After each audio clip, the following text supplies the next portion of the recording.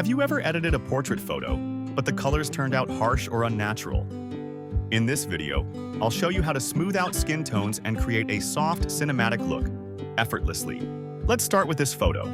It's a JPG file, so the original data isn't too rich, but we'll work with it. Whenever you open a photo, check the histogram first. Never skip this habit. At the top, we have the RGB histogram. Below is the luminance histogram. In this image, some highlight areas are clipped. The brightness info is concentrated in the midtones, highlights, and whites.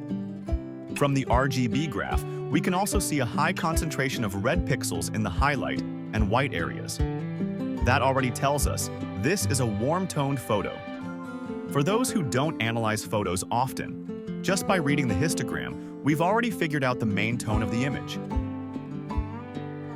It doesn't matter how the original photo looks, the approach stays the same.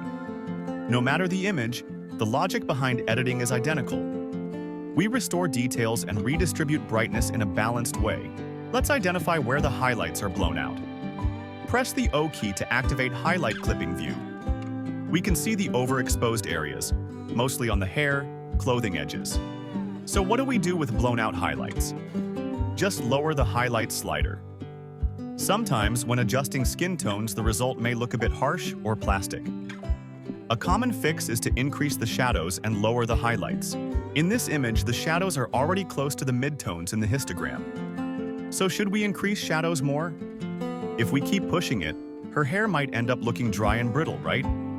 That's why every case must be analyzed individually. After lowering highlights, the light info gets pulled into the highlight and white zones. This may make bright gray areas look dull. The fix? Add back a bit of white. Hold the Alt key and drag the white slider. Stop when you see just a bit of brightness appear. That means you've reached the white point. If you can't see it clearly, zoom in and check the color info directly on screen. Let's take another look at her hair. Still looks slightly rough? Maybe lower the shadows a bit? Even if we drop shadows all the way to -100, it won't go pitch black. Her hair now looks much softer, doesn't it? Again, don't overdo it. It depends on the image. We've now built the basic tonal structure of the image. One more thing. Don't stress too much over the histogram. It's just a reference and it always changes as you edit. After handling the tones, the next step is color adjustment. We'll use a simple method. Go to the White Balance Eyedropper tool. Click directly on the white of her eye.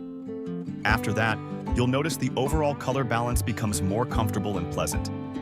If you prefer a cooler, cleaner look, that's totally fine too. There's no fixed rule here. Aesthetics are personal, and you're free to guide the look the way you want. By now, the simplest way to finish the color work is with the tone curve. We'll create an S-shaped curve with a slight fade. This is classic film style. Then, we'll tint the shadows slightly cooler, maybe with a blue or teal tone.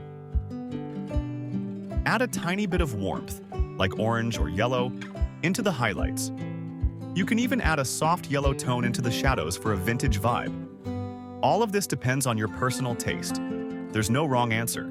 Small tweaks to curves, highlights, shadows, or white balance. They may seem subtle, but the impact is huge.